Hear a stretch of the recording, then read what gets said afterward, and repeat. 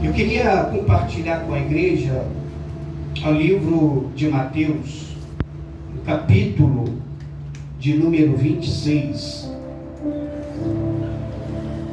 a partir do verso 36. Amém? Amém. Ou seja, a partir do verso 38. Amém?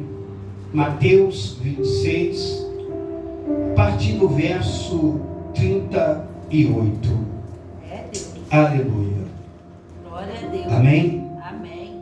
Quem achou, diga amém. Amém. Leiamos.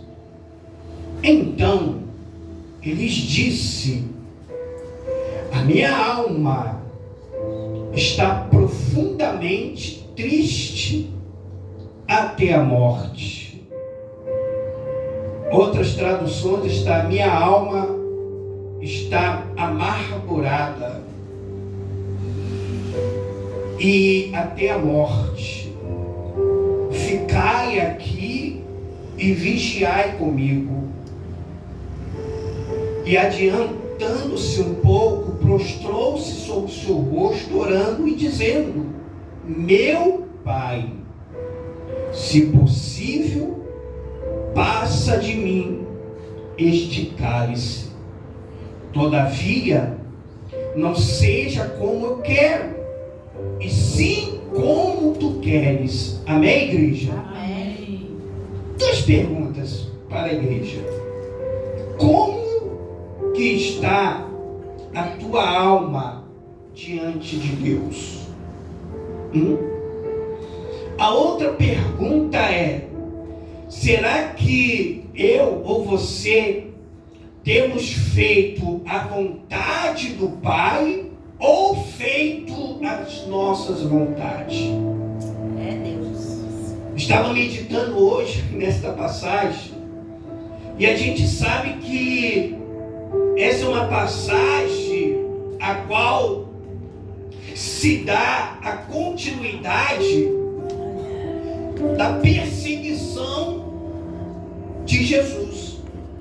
A religião, um povo de conceito, estudiosos, letrados, um povo preso na sua religiosidade, podendo somar com um novo conceito de fé que Jesus veio a trazer para aquele povo que estava cativo, mas o próprio sistema da época, o próprio poder que manava na época, eles dificultava com que as pessoas se lançassem em uma fé pura e verdadeira. Tinha que ser conforme os costumes e a forma deles. Então eles ensinavam as pessoas a viverem naqueles conceitos de fé. E se uma pessoa tivesse uma nova forma de pensar diferente da deles, eram perseguidos, eram afrontados, e era levado para a sinagoga para entrevistar com que autoridades que eles falavam daquela forma, para que eles pudessem se explicar por que eles estão agindo daquela maneira, sendo que tem um conceito de palavras de ensinamento de religiosidade. Segundo a história, vai dizer que houve-se um homem na terra, um homem cheio do Espírito Santo de Deus. Esse homem, então, ele vivia preso neste sistema de religiosidade. E esse homem, ele presenciou tanta coisa porque ele estava no meio. E quando você está no meio, você presencia tanta coisa. Quando você está no meio de alguma coisa, seja ela na parte espiritual, seja ela na parte comercial, ou seja ela na parte pessoal, quando você se aprofunda, tem um envolvimento com tal coisa, você vai descobrir tantas coisas. Então esse homem é qual chamado Martins Lutero. O Osório gosta muito de falar dessa pessoa.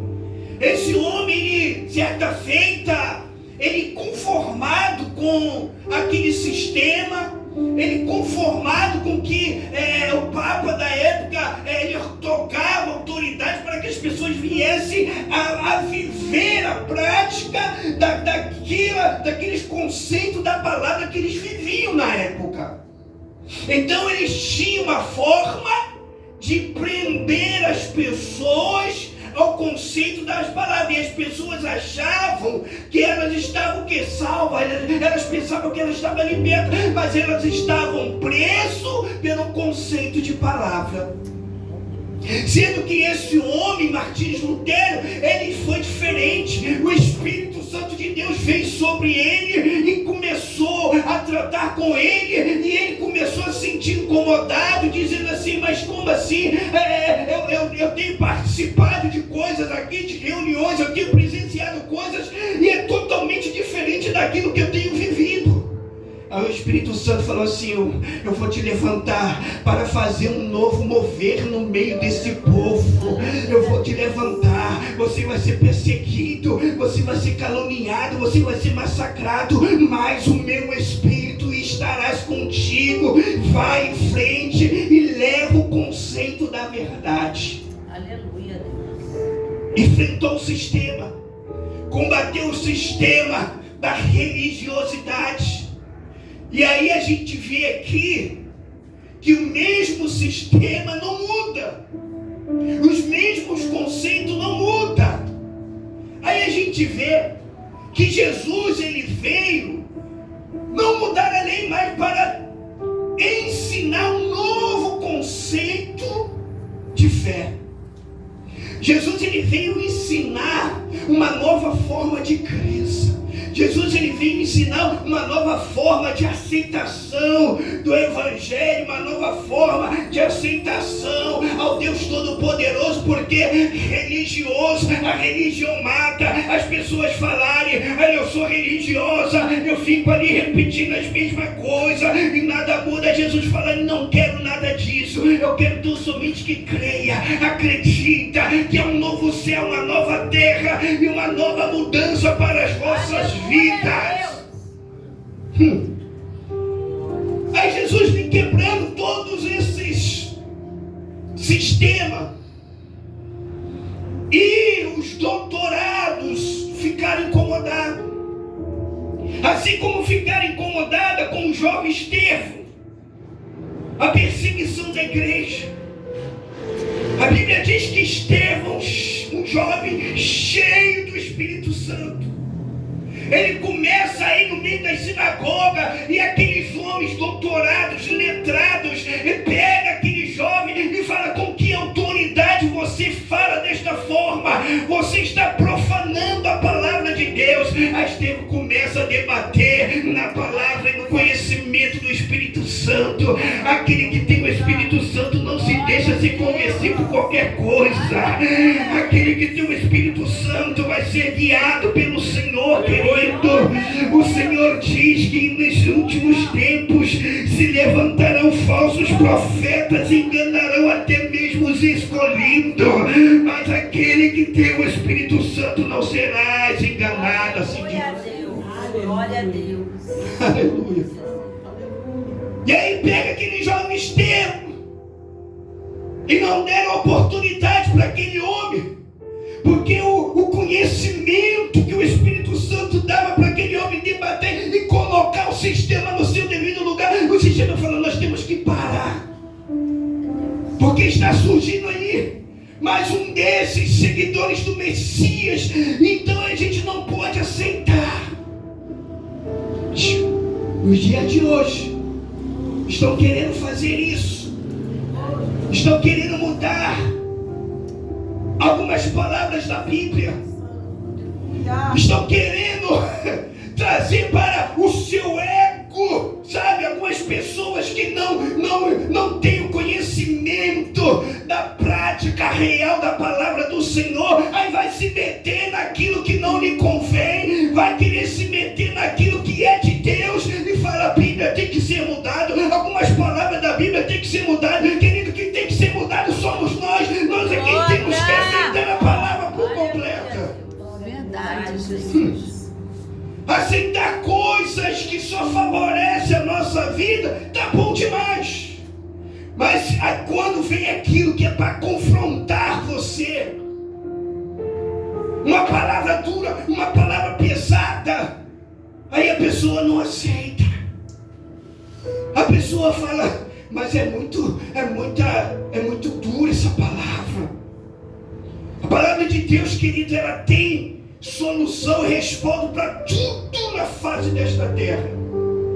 Ainda que tentam queimar a Bíblia, ainda que tentam não fabricar mais a Bíblia, mas o Espírito Santo de Deus está no nosso meio e Ele vai falar através da tua palavra sobre a vida daqueles escolhidos que somos nós. Jesus não andava com Bíblia porque Ele era a própria palavra. Aleluia, Deus. E aí o que fizeram? Tentaram calar Jesus. Segundo a história vai dizer que Jesus, ele começou seu ministério com 30 anos. Esperou 30 anos para começar a fazer alguns milagres. Mas desde menino, Jesus já servia ao Senhor Deus Todo-Poderoso. Estava no meio da sinagoga, ensinando os doutores da lei, combatendo a falsa ideologia da palavra, combatendo o sistema errado. Desde pequenininho, Jesus estava no meio, dizendo: a palavra salva, a palavra liberta, a palavra transforma. Querido, aqueles que vivem na palavra têm que entender que Deus está na sua vida. Aleluia, Deus. Aí voltando aqui no texto, a Bíblia diz que nesse período era o período da Páscoa. E no período da Páscoa há muita movimentação. O povo sai para comemorar. O povo sai para comemorar os seus ganhos, comemorar aquilo que eles adquiriram. O povo sai para festejar aquilo que eles conseguiram adquirir. E foi nesse período da Páscoa que se tornou tão grande angústia e agonia para o Senhor Jesus. A história diz que Jesus, ele pega alguns discípulos seus, ou seja, pega alguns obreiros seus e fala: vamos para o monte orar. A Bíblia refere-se a esse monte, o Monte das Oliveiras, porque era ali naquele Monte das Oliveiras que se plantava as uvas para se fabricarem os vinhos. Até o dia de hoje, agora em Israel, passou-se a tornar-se a Israel, e até o dia de hoje eles fazem esse tipo de ação. E aí o Monte das Oliveiras foi um lugar escolhido pelo Senhor Jesus para poder estar orando. E aí ele, no momento da sua angústia, no momento da sua aflição, ele fala para os seus discípulos: olha, ficai-vos aqui, vigiai, para que não entreis em tentação. Imagina, Jesus sabendo o que ele ia passar, e ainda assim ele tem palavra para consolar os seus discípulos. E aí, não somente para consolar, mas para também incentivar: ficai-vos aqui e orai. Orai e vigiai. Por que Jesus fala isso no meu entendimento? Porque os discípulos não tinham visão de que Jesus tinha. Eles não tinham visão do que o Senhor estava tendo. Eles tão somente estavam ali na forma de seguidor. Mas o Deus, Jesus Todo-Poderoso, estava ali na forma de filho, estava na forma de servo, cumprindo um mandato de Deus. Aleluia, meu Deus. E a Bíblia vai dizer que então quando Jesus ele chega no Monte das Oliveiras e fala para os seus discípulos, a Bíblia diz que ele dá um passo de quatro ciclos de flechas, mais ou menos, distante dos discípulos, e vai para o seu particular com Deus. Eu entendo uma coisa: aqueles que não têm a visão do céu não vão entender o propósito de Deus na tua vida. Aleluia, Deus. Aí ele fala assim: ficai-vos aqui e vigiai, tá? Enquanto eu vou ali orar no meu particular. Então, querido, vai ter momento que você vai ter que deixar esposo, filha, vai ter que deixar algumas coisas de lado e você vai ter que entrar no teu particular, só você e Deus. Por isso que eu perguntei: como que está a tua alma diante do teu Deus? Como que você está diante do teu Senhor? Aí o versículo 38 vai dizer assim: então lhes disse, a minha alma está profundamente triste até a morte. Quem está falando isso aqui, gente? Jesus. E Jesus está falando para quem? Para o Pai. Jesus, então, ele, na sua angústia, no seu sofrimento, sabendo que iria passar, mas não poderia falar para ninguém, porque ninguém iria poder solucionar aquilo que ele iria passar. Aí ele vai até quem? Ele vai direto para o Pai. Porque tem coisas que nós não temos que contar para ninguém, mas nós temos que contar diretamente para o Pai. Aleluia, Deus. Tem gente que fica atribulada, tem gente que fica agoniada, tem gente que fica... E aí, em vez de falar com o Pai, ainda vai e desconta em outras pessoas. Jesus não descontou no seu discípulo, tanto é que ele falou: ficai-vos aqui, orai e vigiai. Mas a história diz que ele estava numa agonia tão grande, ele estava numa agonia profunda, que o Lucas ele vai relatar assim, e dizendo: Pai, se queres, passa de mim esse cálice, contudo, que não seja feita a minha vontade, mas sim a tua. Aí Lucas escreve que na mesma hora em que Jesus ele lança esta palavra: Pai, que aparta de mim este cálice, mas que não seja feita a minha carne, a minha vontade, meu eu, que não seja feita a minha vontade, mas a do Senhor.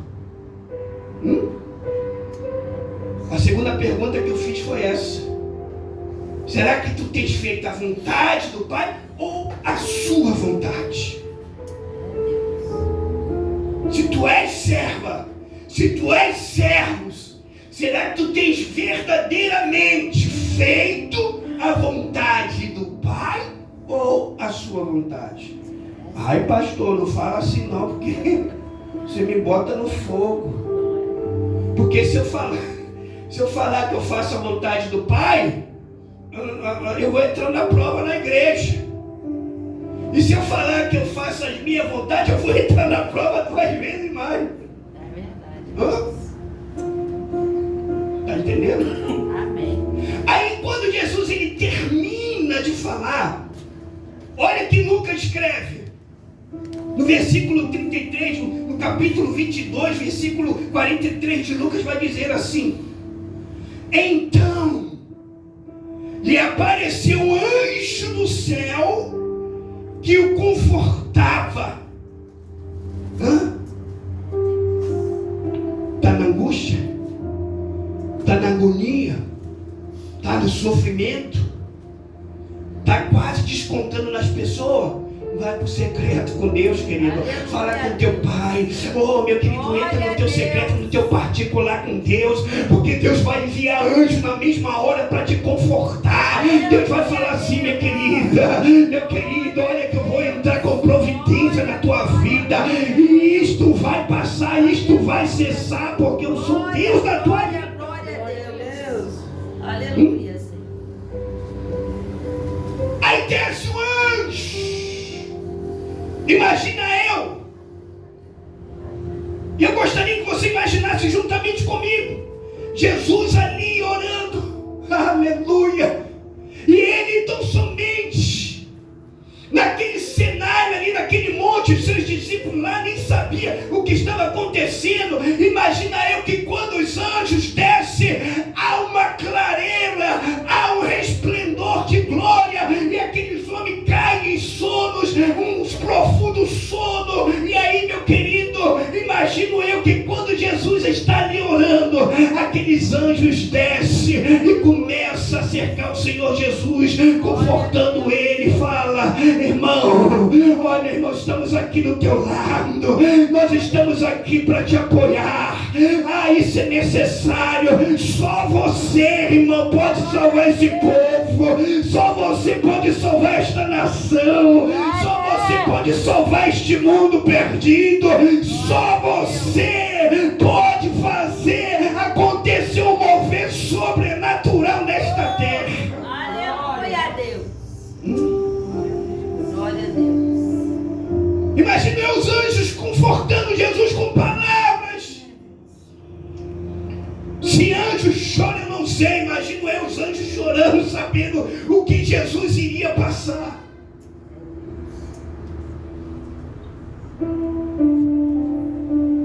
Eu não recordo, mas eu não sei se anjos têm sentimento. Eu acho que não. Porque eles são os anjos.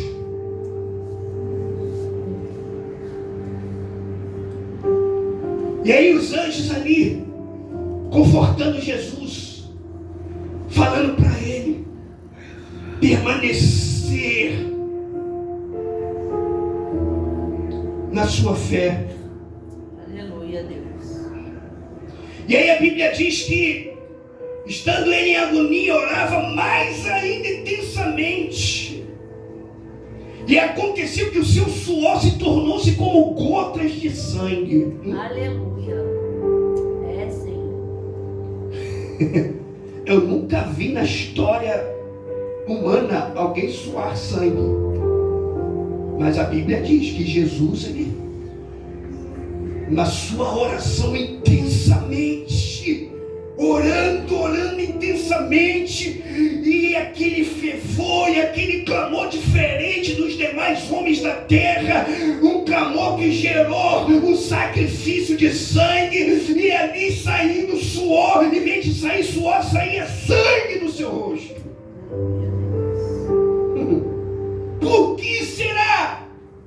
Creio eu que Jesus estava se fazendo ali um cordeiro de sacrifício, dizendo: este sangue é o sangue que vai salvar toda esta geração, todo esse povo. Enquanto Jesus estava orando, minha querida, a Bíblia vai dizer que os soldados já estavam subindo para a direção dele. E a história vai dizer que quando ele termina a sua primeira oração, ele vai de encontro aos seus discípulos para saber como que eles estão. E quando chega lá, desperta-os Não podeis orar nem sequer um instante. Eu não disse para que orais e vigiais para que não entreis em tentações. É por isso que a igreja de Cristo tem que estar sempre na base da oração. Quando a gente pede as pessoas para orarem lá no grupo, é porque a gente sabe que vai surtir algum efeito. Aleluia, Deus. Tem pessoas que falam assim, nossa, toda hora fica... ninguém falou não, mas eu imagino assim. Não sei, eu posso estar errado, eu posso estar enganado. Mas quando alguém pede para a gente orar, aí a gente coloca lá no grupo da igreja, ora por fulano de tal, ora pela criança, ora por ciclano. A gente joga lá no grupo e eu creio que tem pessoas nas suas orações que vai orar e interceder, porque o poder da oração surge efeito. Tem pessoas que não gostam de orar.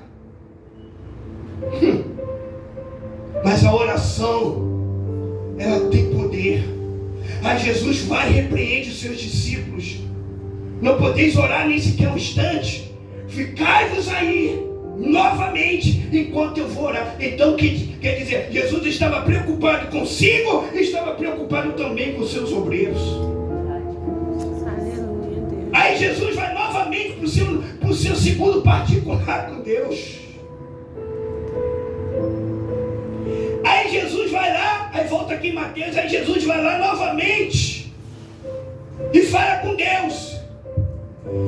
E voltando para os seus discípulos, achou dormindo e disse: Pedro, então nem uma hora pudestes vós vigiar comigo? Vigiai e orai para que não entreis em tentações. O espírito na verdade está pronto, mas a carne é fraca. É Deus. É por isso que nós temos que orar, para combater a nossa carne. É por isso que temos que estar sempre ligado no trono da glória. Quem quiser te chamar de fanático, problema, o importante é você estar ligado com Deus. Para a gente encerrar, aí Jesus diz assim: ficai-vos aí, enquanto eu vou novamente orar. E aí Jesus lá no seu particular, ele vai falar assim, e tornando Jesus a se retirar, se orou de novo, dizendo: meu Pai. Ali ele está o quê? Na posição de filho. Aí ele fala: meu Pai. Agora eu não estou na posição de servo, eu estou na posição de filho. Meu Pai. Eu estava do seu lado. Eu estava sentado juntamente com o Senhor. E hoje eu estou aqui, meu Pai. Mas se possível, passa de mim este cálice. Aí eu fiquei tentando descobrir que cálice é esse. Porque na ceia a gente tem aqueles cálices, né? Cálice da ceia e tal. E aí aí aqui na minha tradução dos bolsos vai dizer assim, olha, nas escrituras, cálice frequentemente se refere ao cálice da ira de Deus. Eu falei assim, tá, mas cálice da ira de Deus? Aí eu entendi que Jesus estava pedindo para o Senhor afastar dele aquela ira. Creio eu que contra aqueles que iriam se levantar contra a vida de Jesus. Pai, não mata eles não. Não fere eles não. Eu vou suportar. Tá doendo. É angustioso eu saber que eu vou morrer por uma causa que, sabe, eu não tenho nem culpa de nada, mas eu estou aqui me pedindo, se possível, paz, mas que não seja feita a minha vontade, que seja feita a vontade do Senhor, mas não mata eles não, não fere eles não, para que se cumpra a tua vontade aqui na terra. Aleluia a Deus, glória a Deus. Aí Jesus novamente volta, aí encontra os obreiros dele dormindo. Aí sabe o que eu entendi? Eu no trabalho assim, lendo. Eu falei assim, mas não é que é mesmo? Muitas das vezes a gente está na igreja, vai para o culto e de repente Deus está falando no culto e a gente fica assim de bobeirão na igreja, fica assim, desligadão. dormindo. Parece que a gente não está nem na igreja, parece que a gente está sentado no culto, está sentado na igreja, mas com pensamentos, sabe, nos nossos problemas. É Deus. Aí Jesus fala assim: orai e vigiai, para que não fez vazão à carne. Ora sem cessar. Ora, meu querido, busque a presença de Deus. Fecho a Bíblia aqui para a gente finalizar. A história vai dizer que então Jesus novamente desce para falar com seus discípulos e novamente dar sua repreensão, dizendo que eles não puderam vigiar e nem orar, porque eles não tinham olhos e visões para saber o que estava para acontecer. Aí ele fala assim: orai e vigiai, para que não deis vazão à carne, porque Jesus sabia o que estava por vir. Era uma batalha, era uma luta, era uma guerra. Iriam lançar a mão dele e ali não tinha mais jeito, não tinha mais para onde fugir, não tinha mais para onde correr. Iriam levar ele, sabe, para os maiorais, ser julgado, condenado. E a partir daquela oração, a vida de Jesus iria mudar. A história de Jesus iria mudar. E aí Jesus desce. E aí quando Jesus desce, fala assim: desperta, dormiocos. Desperta, obreiros. Só sabem dormir. Não sabem vigiar nem sequer por uma hora. E eram os caras que andavam do lado dele. Via com seus olhos os feitos de Jesus. Meu querido, não é muito de boa. Eu costumo dizer que nós, nos tempos atuais, nós, a igreja atual, nós temos mais fé do que eles. Porque eles viam, mas não criam. E nós cremos, mas não vemos. Aleluia. Aí, Jesus fala: levanta, porque está chegando a minha hora. Aí, Osório dá uma pincelada aqui, falando sobre a cruz. Aí depois vinha a pastora, vem também dar uma pincelada. Eu falei: acabou a minha pregação. Mas nada, era a confirmação de Deus. Verdade, Deus. Aí Jesus fala assim: ó, desperta, levanta, porque agora chega da minha hora. Aí quando chega os malfeitores, os soldados mandados, pelos religiosos, e chega também aquele que estava lado a lado, comia com Jesus, andava com Jesus, estava do lado de Jesus. E quando chegou para os soldados, falou assim: olha, é aquele a quem eu beijar, é esse que vocês têm que lançar mão. Jesus ali, creio eu, que Jesus já estava conformado. Por quê? Porque os anjos do Senhor desceu para confortá-lo. Os anjos do Senhor disse assim: meu querido, vão sacrificar tua carne, vão maltratar tua carne, mas não pode tocar no teu espírito, não pode tocar naquilo que Deus tem para contigo. A carne, eles vão fazer o que quiserem, mas não pode tocar verdadeiramente lá dentro, na profundidade do Filho da eternidade. Eles vão tocar na matéria, vai tocar na carne, vai tocar no objeto, mas não vai tocar no ungido dos escolhidos de Deus. Aí vem o soldado, aí vem o Judão, Rabi. Aí o Senhor fala assim: miserável, tu me traíste com um beijo. É com um beijo que tu me traíste por 30 moedas. Aí a Bíblia fala assim: olha, ai daquele a quem o filho do homem for traído, melhor fora não ter nascido.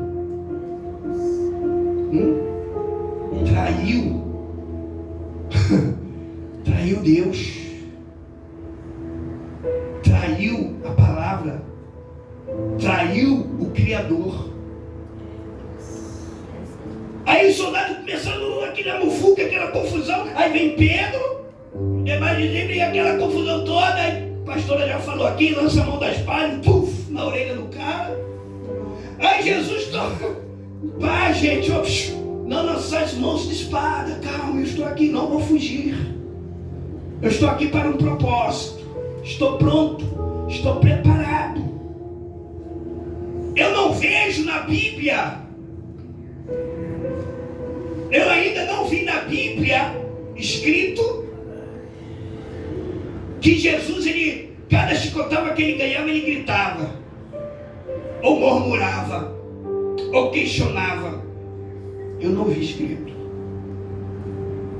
Eu vi escrito que na sua angústia, na sua dor, no seu sofrimento, ele foi até o final do seu propósito para salvar a humanidade daquilo que Satanás estava lhe aprisionando. Então, querido, você pode dar glória para Deus Todo-Poderoso. Deus, você é livre, você é liberta, você é comprada pelo sangue, pela chicotada, pelas palavras, pelas cuspidas, por tudo que fizeram com Jesus. Você é comprada, você é livre e salva pelo poder de Deus.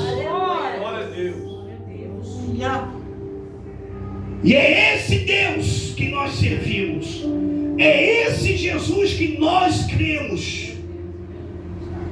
Nós não cremos num Deus de pau, de pedra, de madeira. É o Deus invisível, a qual o mundo fala que nós somos loucos. Esse povo é louco, eles falam com um Deus que não vê. É esse Deus mesmo que a gente crê, meu irmão. Qual o problema? É o problema da nossa crença, de nós falar com Deus, olhar para o céu e olhar para as estrelas e falar: Deus, tu és lindo.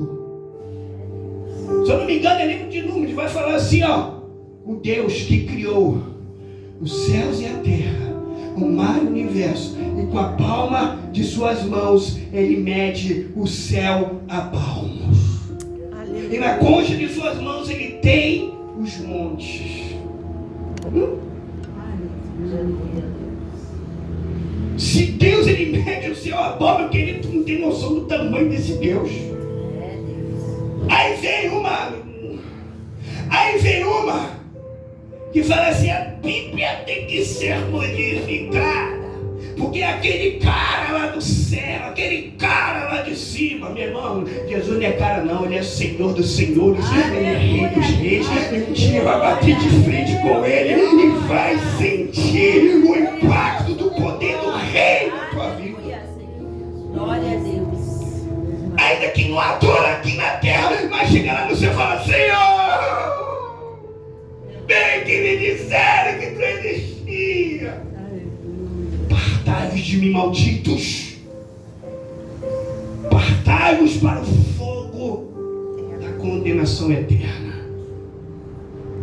Mas eu quero fazer uma oração só pelos santos que têm buscado, que têm se desviado dos caminhos das tentações e se colocado na presença desse Deus. Fique de pé. Se coloque aos seus pés. Vamos fazer 1 minuto de busca. Só 1 minuto, pastor? Vamos fazer busca. Faz a sua busca aí. E eu vou fazer a minha aqui. Querido Pai, Deus, Tu és lindo, Tu és tremendo, Senhor. Tu és magnífico, Pai. Deus, primeiramente, a gente entrando na história, meu Pai, da Tua palavra, a história da Bíblia, meu Pai, que nós aceitamos ela, meu Pai, no profundo da nossa alma, meu Deus. Olha, meu Pai, tem história que realmente, meu Pai, nos faz comover, nos faz, meu Pai, aceitar e acreditar, meu Pai, que o Senhor ainda nos ama, que o Senhor ainda não nos abandonou, e que o Senhor nos rejeitou, e que o Senhor, meu Pai, meu Deus, ainda está com as Tuas mãos estendidas sobre as nossas vidas, meu Pai, nos concedendo cada dia mais, meu Deus, vidas, meu Pai, para que possamos nos arrepender a cada instante, a cada momento de nossas vidas, Pai querido, e entrarmos, meu Senhor da glória, na presença do Senhor, entrarmos, meu Pai, na mansão celestial. Isso tudo é espiritual. Com os olhos da fé, meu Pai, nós não chegaremos, meu Senhor da glória, em lugar nenhum, mas com os olhos da fé, acreditando, meu Pai, que o Senhor, meu Pai, é o Deus Criador, que fez tudo, meu Pai, e ainda está fazendo. E tudo, meu Pai, que estamos passando, tudo que estamos vivendo, meu Pai, tudo que estamos presenciando, as guerras, do meu Pai, meu Senhor, as tempestades, meu Pai, os maremotos, tsunami, as guerras dos homens, guerras civis, guerras políticas, guerras religiosas, tudo que nós estamos presenciando, meu Pai, está escrito na tua palavra, Mateus capítulo 24, quando o Senhor reúne com seus discípulos e vai falar a respeito dos fins dos tempos. Meu Pai, nós cremos que ainda assim, meu Pai, tudo está no seu controle, tudo está no seu domínio. Agora eu lhe peço, Pai, nos dá força, nos dá ânimo para continuar, meu Pai, nesta fé. Meu Pai, não nos deixa nos desviar nem para a direita nem para a esquerda, mas permanecemos fé, meu Pai. Meu Deus, nos ajuda a estar, meu Pai, fazendo a tua obra, ajudando, meu Pai, meu Deus, a quem precisa ser ajudado, a levar a tua palavra da salvação. A tua igreja precisa se unir, a tua igreja precisa estar junto, a tua igreja, meu Pai, tem que parar com esse negócio que a placa de igreja é maior do que a outra. A igreja do Senhor Jesus, Ele instituiu a igreja aqui neste lugar para nós andarmos em unidade de fé, e é com bom e suave que os irmãos vivem em união. Então, meu Pai, faça com que, meu Pai, a tua igreja ande em concordância e união de espírito. Toca em mentes, toca em corações e nos liberta, meu Pai. Meu Deus, não nos deixa ser como os discípulos do Senhor, que dormiram a todo instante, podendo estar orando, vigiando, estavam dormindo. E quantas igrejas, meu Pai, têm dormido, meu Pai? Quantos e quantos tem, meu Pai? Meu Deus, passado, meu Pai. Meu Deus, maioria do tempo dormindo, cocheando em nos pensamentos. Muda a nossa história, muda, meu Pai.